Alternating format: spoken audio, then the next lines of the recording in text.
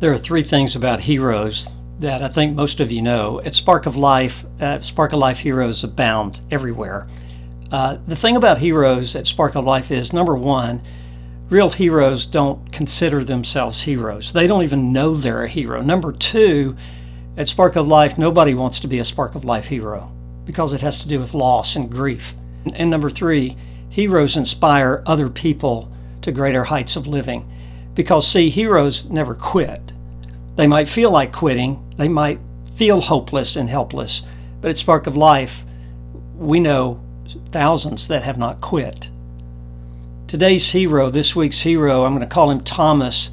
He and his wife came to a retreat many years ago. Their granddaughter had died in a car accident in which the grandfather was driving. Thomas was driving at a stoplight, completely still, did nothing wrong. The daughter is strapped up in the back seat in a car, crashes in, never slowed down, never stopped, never put their foot on the brake, and killed their granddaughter. I can only imagine the feelings. We have 11 grandchildren. All of you who have grandchildren know you would die for each one of them. You would die, you would give up everything.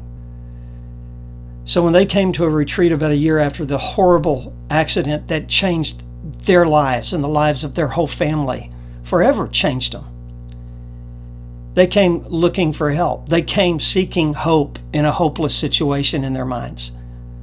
And so at Spark of Life, we have these philosophies. One of the philosophies is if you come to a Spark of Life in-person retreat, you're going to be treated like a king or queen for that weekend. From Thursday night till Sunday, you're going to be fed well. You're going to be served. You're not going to have to do dishes. But one of the things I love about Spark when we get to do them, and we get to carry the bags from their car to their room. We don't let them carry their own bags. So at this retreat where Thomas and his wife comes, it's at Whitestone Country Inn in East Tennessee near Knoxville.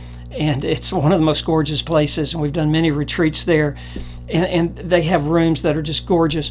And so where they parked, Thomas and his wife came. And so Thomas pops open the trunk and I greet them. And so the trunk, and I said, "Are these your bags?" "Yes." And I start to get the bags out of the trunk. And he says, No, I'll get the bags, David." Very nice. And I said, "No, Thomas, I'll get the bags." He said, "No, David, I'll get the bags." He was very persistent. So he grabs the bags out of my hands and he puts them out. And now he's going to carry these bags about 100 yards. So as he gets the bags, I said, "Thomas, at a Spark of Life retreat, we carry the bags." He said, "Well, you're not carrying this guy's bags." I said, "Yes, I am. I'm carrying the bags." He said, "No, you're not." I'm grabbing the bags out of his hand. He's grabbing the bags back, and we're having this wrestling match over his bags. So I said, "Thomas, I'm in charge of this retreat." "Well, actually, Debbie, my wife's in charge. My job is to carry your bags. I'm going to carry your bags." And I literally yanked them out of his hands. And so we get to the room. I open the room. They had the best room on the whole place. And this is a gorgeous place to stay. Whitestone Country Inn. I get nothing for saying that, right? It's just gorgeous, and their rooms are like suites, and so it's this suite, and there's windows opening. You can oversee the lake out there and the rolling hills of East Tennessee. It is beautiful. Jacuzzi. It's a suite sitting area. Music's playing. The view is spectacular. We go into the room. Oh, and did I tell you that Thomas and his wife drove, I don't know, hundreds of miles to the retreat? They did not fly. They drove in a pretty old car. And they were scholarshiped in. About half the people that come to a Spark of Life retreat cannot afford to come. And if we charged everything that it cost us to run a retreat, right, half the people cannot afford. About half the people who come to our retreats since 2009 have not been able to afford to come. And we used to give away retreats until 2020. And because it was costing so much to do retreats and we wanted to do more, we started charging. But our philosophy is we don't want to ever turn anybody away. Sometimes we have to, right? We just don't have the money for everybody to come free.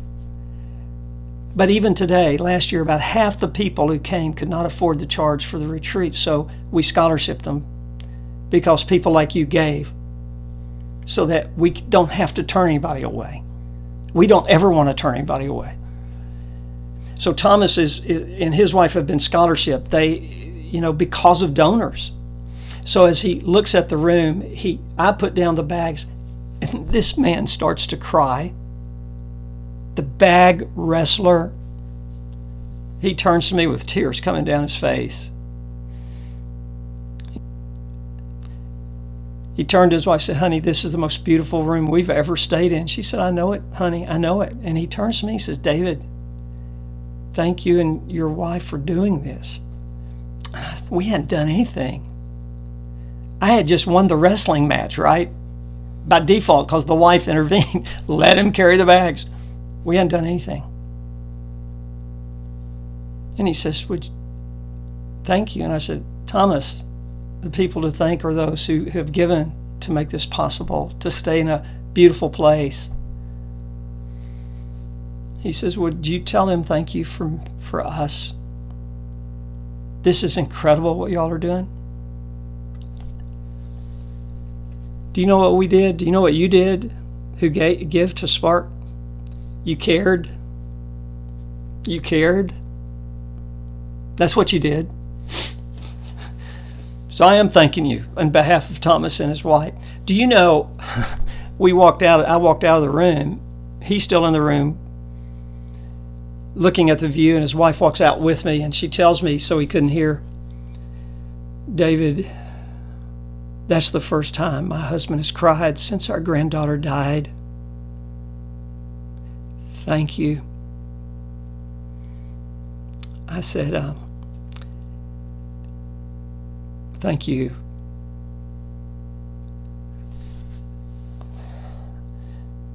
I went back to find other bags to carry in because I love carrying in bags of people.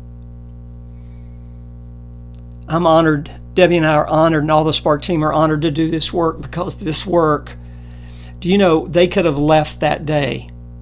They could have left that minute, and it'd have been a good weekend for them. We could have ended the retreat right there, and it would have been good. You know why it would have been good?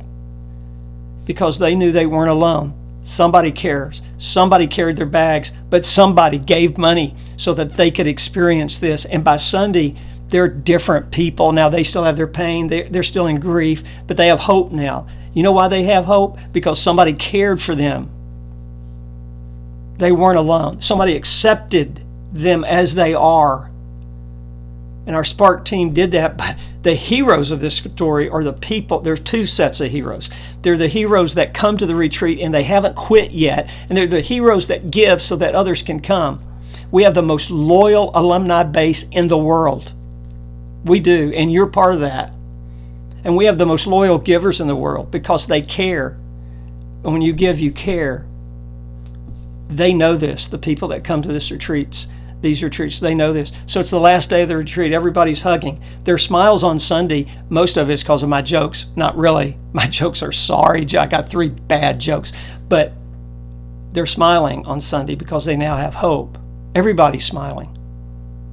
They're crying and they're smiling. They're laughing. And we're all saying bye and crying more and laughing more and kidding each other. And Thomas and his wife are the last ones to say goodbye. They're waiting intentionally. And so Thomas comes up to me. Debbie's talking to his wife. He gives me this big old hug. Tears are coming down his face again, crying, and he says, "No, man, I just love you." And I said, "I love you too." And he slips me 2 $100 bills. And his words are, "Use this to help others come to a retreat." See why Thomas is my hero? He doesn't even know he's a hero. You see why you guys are our heroes? Because when you give, no matter what you give, your prayers, your encouragement, your emails, your money, you're helping somebody feel like somebody cares. And they're not alone on this journey. Our gala, November 11th, we need your help. We need your help just to invite people into your homes and watch the live feed. We do one fundraiser a year now. Last year was the greatest fundraiser we ever had. This COVID thing has kicked our butt. But it ain't winning. It's not going to win. We want to reach more people. We don't want to turn anybody away from a retreat because of money. We need your help. Whatever you can give, whatever you can do. Thank you for being part of the greatest team in the world, the Spark of Life team, the alumni, the supporters. Some of you have never been to a retreat and you give money. I know who you are. I just want to give you a hug. God comes near the brokenhearted, and he comes near to them in many different ways. And this is one really cool way.